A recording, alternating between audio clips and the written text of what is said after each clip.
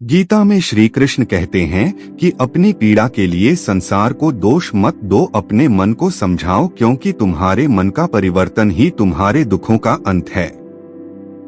गीता में लिखा है कि क्रोध तब पुण्य बन जाता है जब वह धर्म और मर्यादा के लिए किया जाए, और सहनशीलता तब पाप बन जाती है जब वह धर्म और मर्यादा को बचाना पाए। गीता में लिखा है कि केवल डरपोक और कमजोर लोग ही चीजों को भाग्य पर छोड़ते हैं, लेकिन जो मजबूत और खुद पर भरोसा करने वाले होते हैं वे कभी भी नियति या भाग्य पर निर्भर नहीं रहते।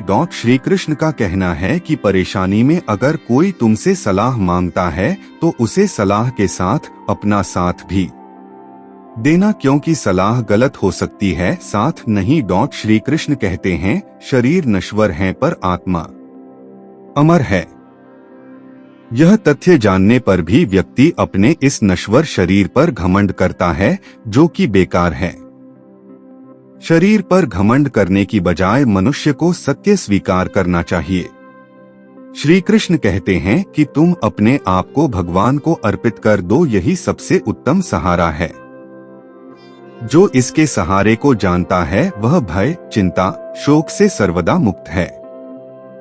अर्जुन को कह रहे हैं श्री कृष्ण, जब तुम्हारी बुद्धि मोह या अज्ञान रूप पाप को छोड़ देगी तब सुनने योग्य और सुने हुए विषयों में तुम्हें वैराग्य प्राप्त होगा, अर्थात वे विषय तुम्हारे सामने निरर्थक हो जाएंगे। जिस शब्द का उपयोग करते हैं कृष्ण वो है निर्वेद। तुम निर्वेद हो जाओगे अर्जुन। तुम्हारे मन से मोह और अज्ञान जब हटेगा तो जितनी सुनी सुनाई बातें हैं इनके पाश से तुम मुक्त हो जाओगे।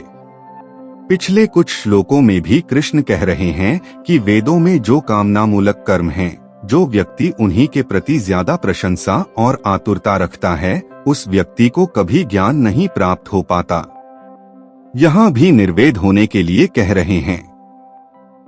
कर्मकांड है वेदों का, जिससे मुक्त होने के लिए प्रेरित कर रहे हैं अर्जुन को, क्योंकि कर्म तो सारे ही बंधनों का कारण बनते हैं। कर्म से आशय है साधारण सकाम कर्म। भूलेंगे नहीं कि अभी अर्जुन को निष्काम कर्मयोग में दीक्षित किया जा रहा है। अब अर्जुन को सिखाना है निष्काम कर्मयोग, लेकिन अर्जुन के मन में पाप पुण्य की अवधारणा गहराई से बैठी हुई है। वो अवधारणा कहाँ से आ रही है?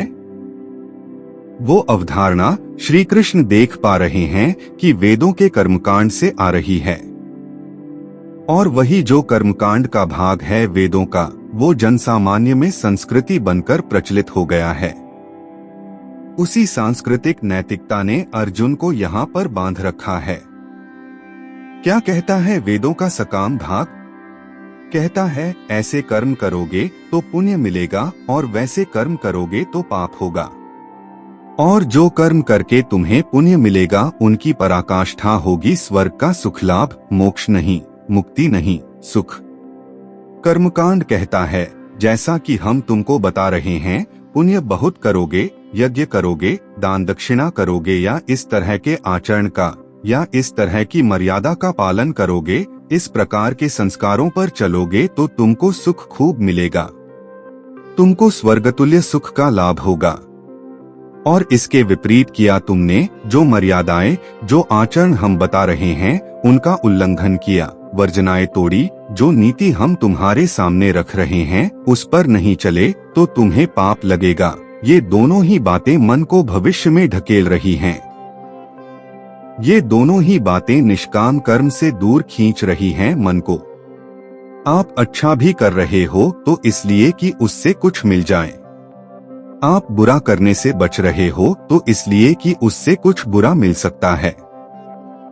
अब ये बातें साधारण नैतिकता के तल पर उपयोगी हो सकती हैं, एक सामाजिक व्यवस्था बनाए रखने में उपयोगी हो सकती हैं, पर जब विशुद्ध धार्मिकता माने आध्यात्मिकता की बात आती है तब इन बातों का कोई मूल्य नहीं है।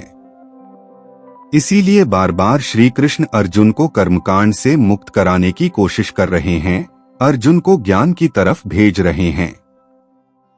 और इन दोनों बातों में देखिए बहुत अंतर है।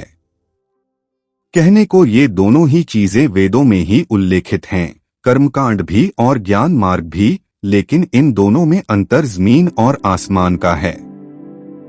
सिर्फ इसलिए कि ये दोनों ही वेदों के अंतर्गत आते हैं, इनको हम एक नहीं मान सकते। इनमें बहुत कम है जो साझा है। समझ में आ रही है बात?